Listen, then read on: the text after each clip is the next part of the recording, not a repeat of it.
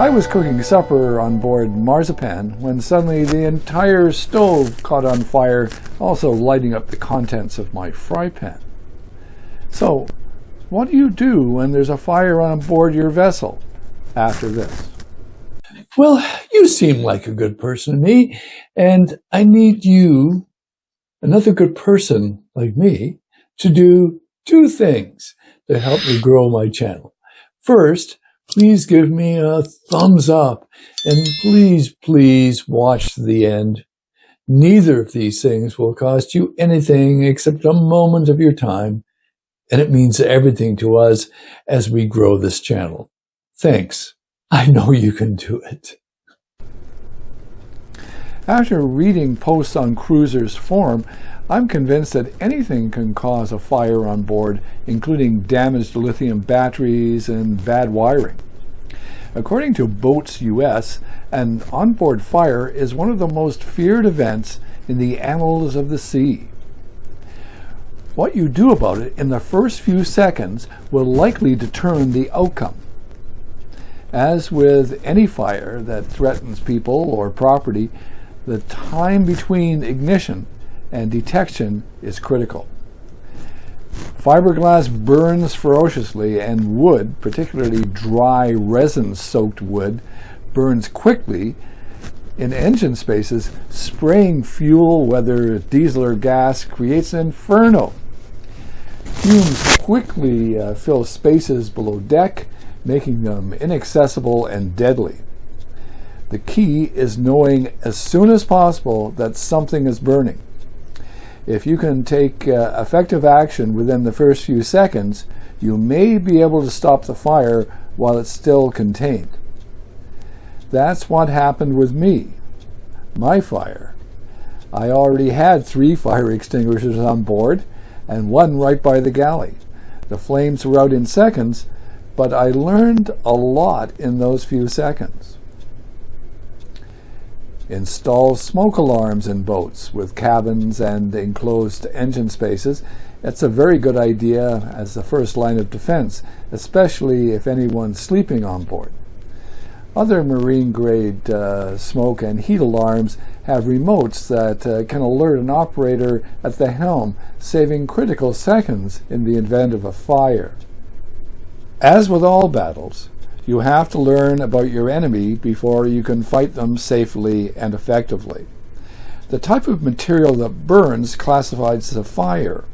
Type A fires are fueled by combustible materials, usually solids, such as wood, paper, cloth, and plastics.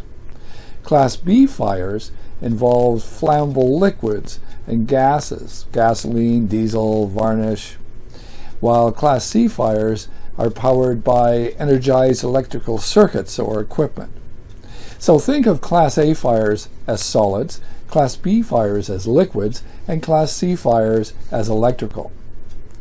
Fire extinguishers are rated by the class of fire that they extinguish. So, such as Type A, Type C. Type C fires are used just for electrical fires. For example, an ABC multi-purpose extinguisher can be used against all 3 classes. It's important to match the type of extinguishing agent with the class of fire you're up against.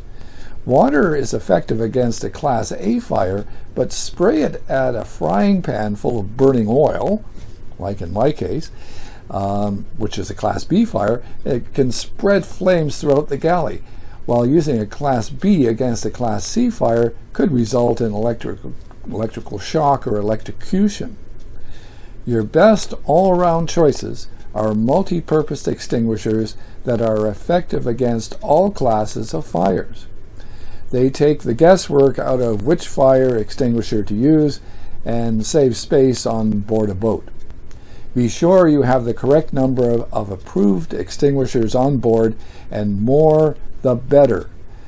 They should be within quick and easy reach and in conspicuous places. Portable extinguishers should be located near the galley, the engine compartment, and in all of the living spaces. Often boats have enough extinguishers, but they're not located in strategic places. For instance, all below deck, where a galley fire could prevent access from the helm, doesn't work.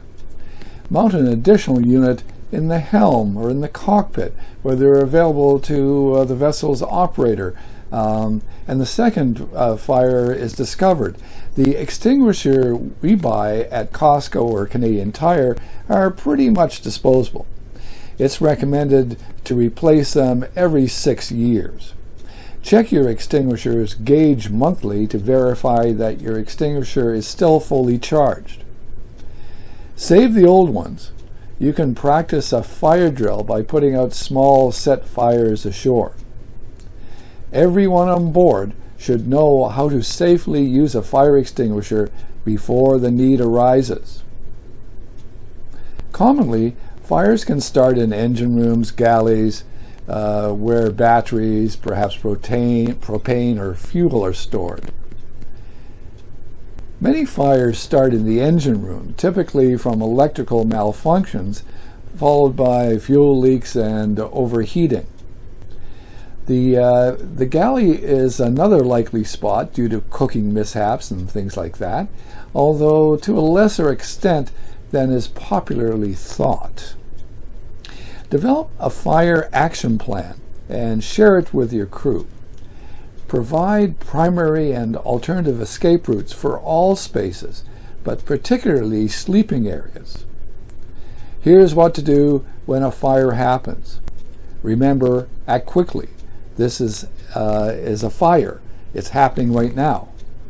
This is why fire drills are very helpful. You don't have to think about it. You know exactly what to do. If a fire occurs while in a marina, it might be best to evacuate the boat and dial 911 and let professional firefighters handle it. You may want to help your neighbor move their boats away from the fire and the smoke, though. Remember that fire extinguishers are small, quick fixes. If you can't put out a fire with one fire extinguisher, 2 at the most, get out. Out on the water, try fighting the fire while someone else calls a mayday and musters everyone on deck with their life vests. Have several laminated copies of mayday protocols, one by the radio and one in the cockpit. Check with your local 911, use their non-emergency number, by the way, to see if it is a good idea to call on a cell phone for help. This is rarely the case when out in the water. Marine radios are monitored by most boaters as well as the Coast Guard, so they are your first line of safety if you have a fire on board. Here is the correct Mayday script. Mayday, Mayday, Mayday. This is Marzipan, Marzipan, Marzipan. Our position is 43.6532 degrees north, 79.3832 degrees. Repeat, 43.6532 north, 79.3832. Off Gibraltar Point, we have a fire on board in the engine room. The vessel has started taking on water. There are 2 people on board. One passenger has a mobility disability. Marzipan is a 26-foot blue-hulled sloop sailboat with a white cabin top. We are wearing PFDs and are in the cockpit. We require immediate assistance. We have fired flares and are preparing to abandon ship using our dinghy before the fuel catches fire. Over.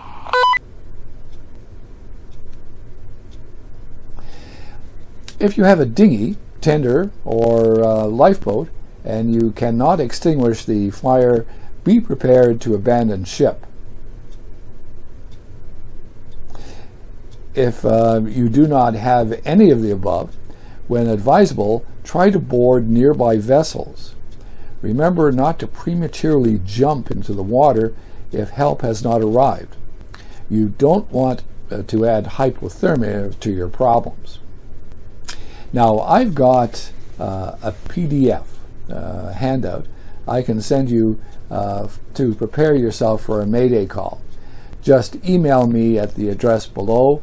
We have videos on Mayday, Pan, and Security protocols. You can link to them at the end of the video or through the cards on the upper right hand of your screen. I hope you found this information useful. Remember to always make safety your #1 boating priority. Give me a thumbs up, subscribe, and ring the ship's bell to be notified when we post the next video. Thank you very much for watching.